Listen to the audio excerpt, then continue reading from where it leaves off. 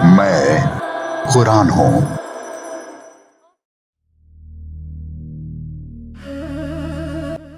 ए ईमान वालों, तुम राईना न कहो बल्कि उन्जुर ना कहो, और सुनो, और कुफ्र करने वालों के लिए दर्दनाक सजा है।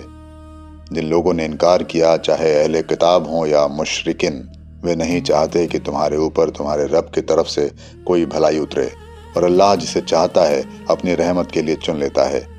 अल्लाह बड़े फजल वाला है। हम जिस आयत को मौकूफ यानी निरस्त करते हैं या भुला देते हैं, तो इससे बेहतर या इस जैसी दूसरी लाते हैं। क्या तुम नहीं जानते कि अल्लाह हर चीज पर कुदरत रखता है? क्या तुम नहीं जानते कि अल्लाह ही के लिए आसमानों और ज़मीन की बादशाही है, और तुम्हारे लिए अल्लाह के सिवा न कोई दोस्त है और न कोई मददगार? क्या तुम चाहते हो कि अपने रसूल से सवालात करो, जिस तरह इससे पहले मूसा से सवालात किए गए? और जिस शख्स ने ईमान को कुफ्र से बदल दिया, वो यकीनन सीधी राह से भटक गया।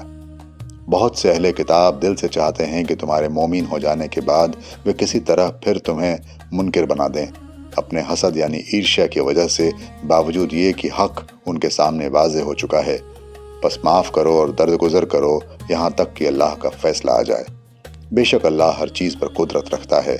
और नमाज कायम करो और ज़कात अदा करो, और जो भलाई तुम अपने लिए आगे भेजोगे उसे तुम अल्लाह के पास पाओगे। जो कुछ तुम करते हो अल्लाह यकीनन उसे देख रहा है।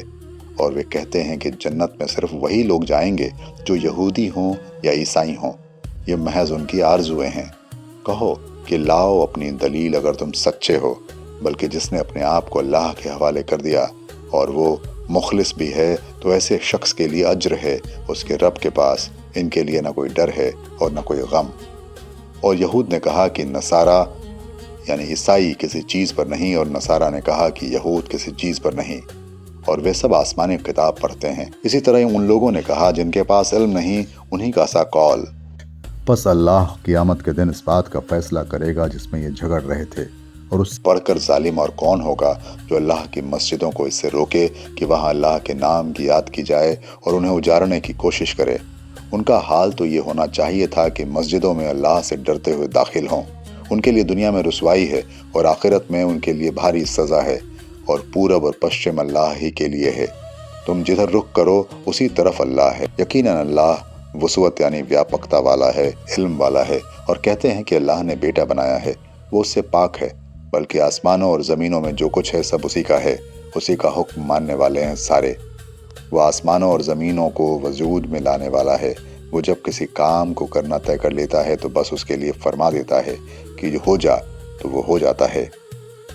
और जो लोग इल्म नहीं रखते, उन्होंने कहा अल्लाह क्यों नहीं कलाम करता हमसे, या हमारे पास कोई निशानी क्यों नहीं आती। इसी तरह उनके अगले भी उन्हीं की सी बात कह चुके हैं। इन सबके दिल एक जैसे हैं। हमने पेश कर दी हैं निशानियां उन लोगों के लिए जो यकीन करने वाले हैं। हमने तुम्हें ठीक बात लेकर भेजा है, खुशखबरी सुनाने वाला और डराने वाला बनाकर। और तुमसे दोजख में जाने वालों की बाबत कोई पूछ नहीं होगी।